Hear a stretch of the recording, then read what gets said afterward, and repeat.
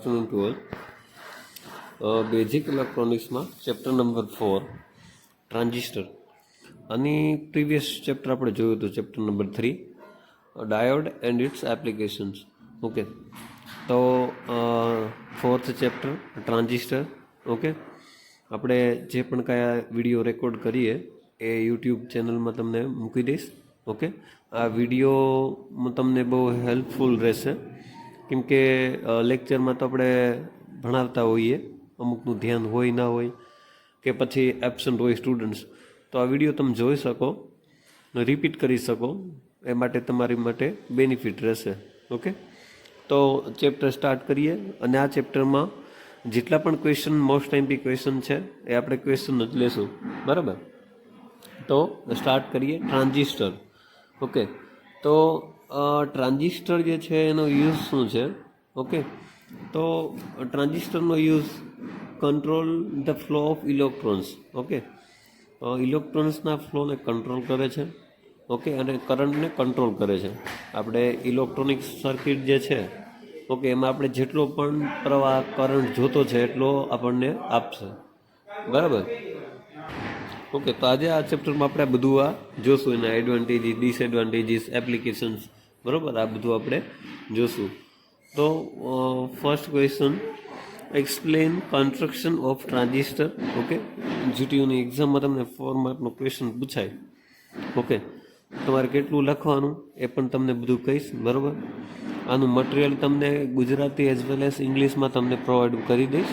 બરાબર, ખાસ આ વિડીયો તમે પૂરેપૂરો જોજો.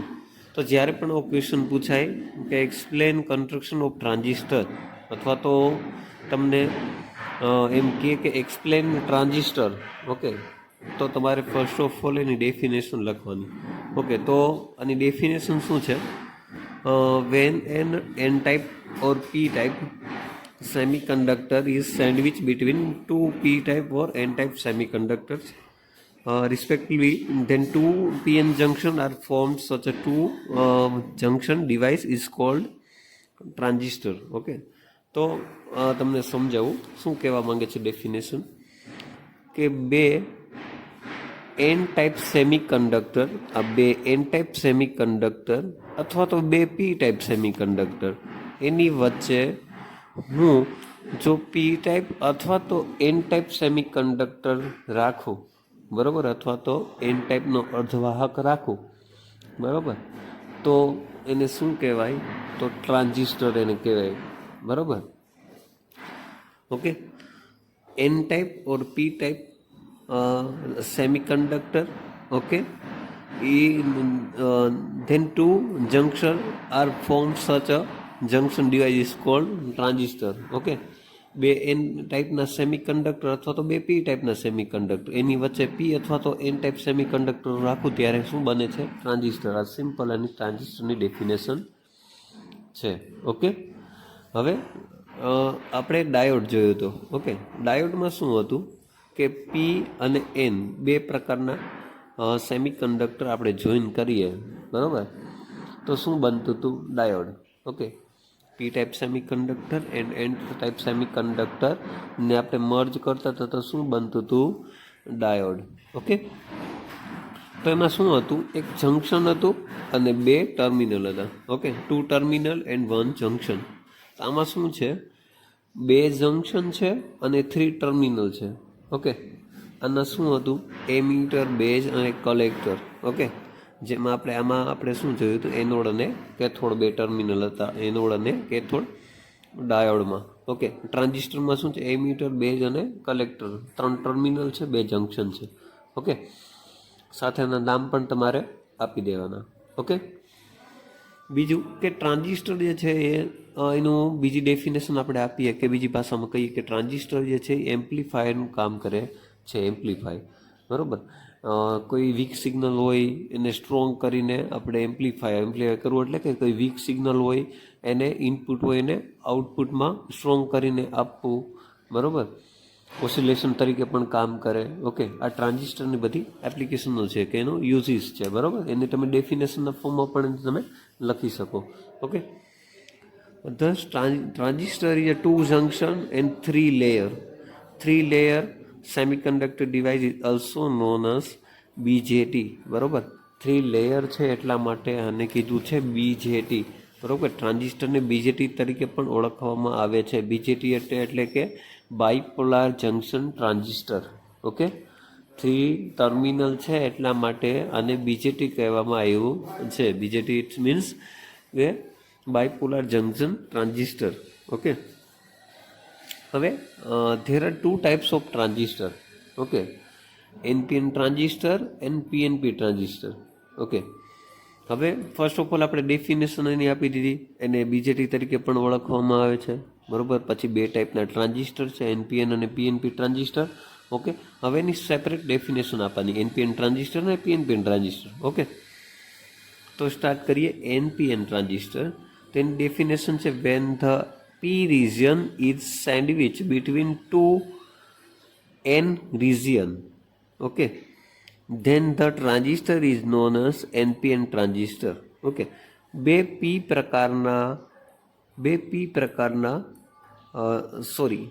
N પ્રકારના જે રિજિયન છે અથવા તો સેમિકન્ડક્ટર ડિવાઇસ છે એની વચ્ચે જો P પ્રકારનું સેમિકન્ડક્ટર રાખું, એટલે કે P region is sandwich, P ટાઈપને હું સેન્ડવિચ કરી દઉં, એટલે કે વચ્ચે રાખી દઉં બે N રિજિયન વચ્ચે.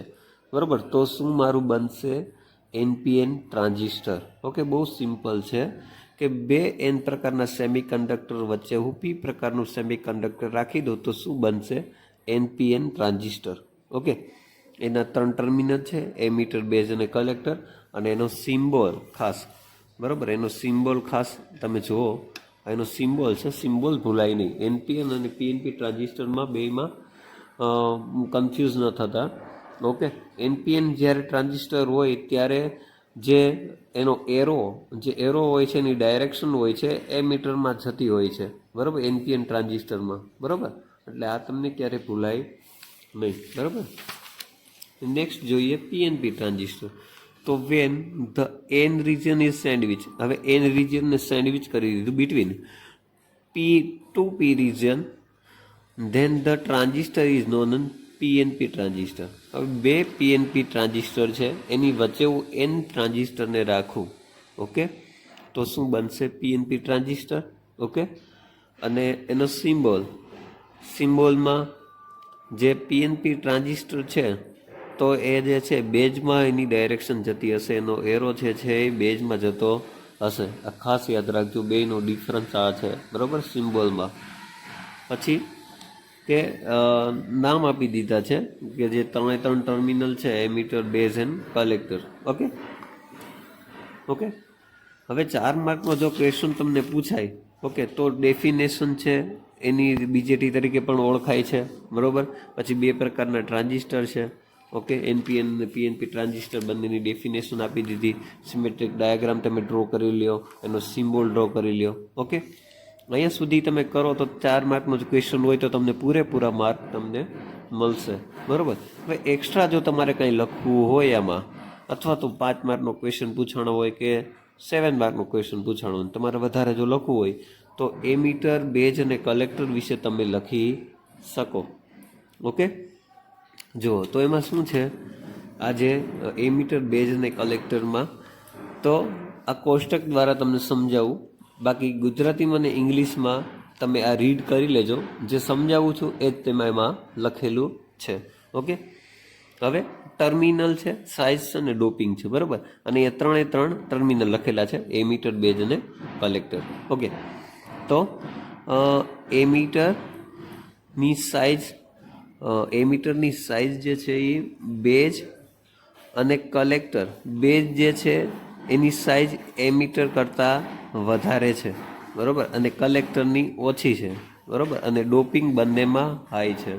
Okay, next base. તો બેઝ જે છે એ બંને જે સાઇઝ છે એ નાની છે. ઓકે, અને એનું ડોપિંગ પણ ઓછું છે. કલેક્ટરમાં જોઈએ તો કલેક્ટરમાં જે સાઇઝ છે મોટી છે અને ડોપિંગ જે છે એ બેઝનું વધારે છે અને એમીટરનું ઓછું છે. બરાબર, તમને ફિગર દ્વારા સમજાવું શું કીધું છે. જો એમીટર જે છે, બરાબર, આ એ મીટર છે, આ બેઝ છે ને કલેક્ટર છે, બરોબર.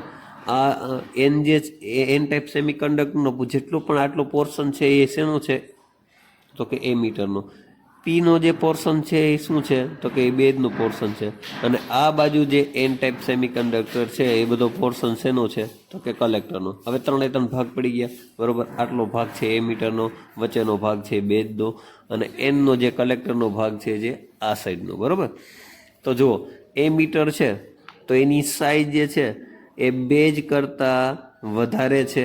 તમને દેખાય, જો આ સાઈઝ છે એ નાની છે, આ છે બહુ વધારે નાની છે, આ છે મોટી છે, બરાબર. તો એ મીટર જે છે એમાં બેઝ છે એની સાઈઝ, એ મીટર જે છે બેઝની સાઈઝ એ મીટરની સાઈઝ મોટી છે બેઝ કરતાં, અને કલેક્ટર કરતાં નાની છે, બરાબર. ઓકે. અને ડોપિંગ વધારે છે. હવે બેઝની વાત કરું, ઓકે, તો બેઝ જે છે એની સાઈઝ નાની છે એ મીટર કરતાં, ઓકે, અને ડોપિંગ પણ ઓછું છે. હવે કલેક્ટરની વાત કરીએ તો કલેક્ટરની સાઈઝ વધારે છે, ઓકે, બંને કરતાં, ઓકે, અને ડોપિંગ પણ વધારે છે બેઝ કરતાં, અને એ મીટર કરતાં ઓછું છે, બરાબર. તો આ કોષ્ટક દ્વારા તમે સમજી લેવાનું અને એમાં એ રીતે લખવાનું રહેશે, બરાબર.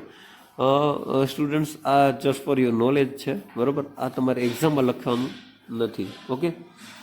એક્ઝામમાં તમે અહીંયા સુધી લખીને આવતો તોય ચાલશે, બરાબર. આ એક એક્સ્ટ્રા એટલા માટે કે તમને વધારે માર્કનો ક્વેશ્ચન પૂછાણો હોય અથવા તો 4 માર્કનો ક્વેશ્ચન પૂછાણો હોય તમે વધારે લખી નાખો તોય કંઈ વાંધો નથી, ઓકે. અહીંયા સુધી રાખીએ.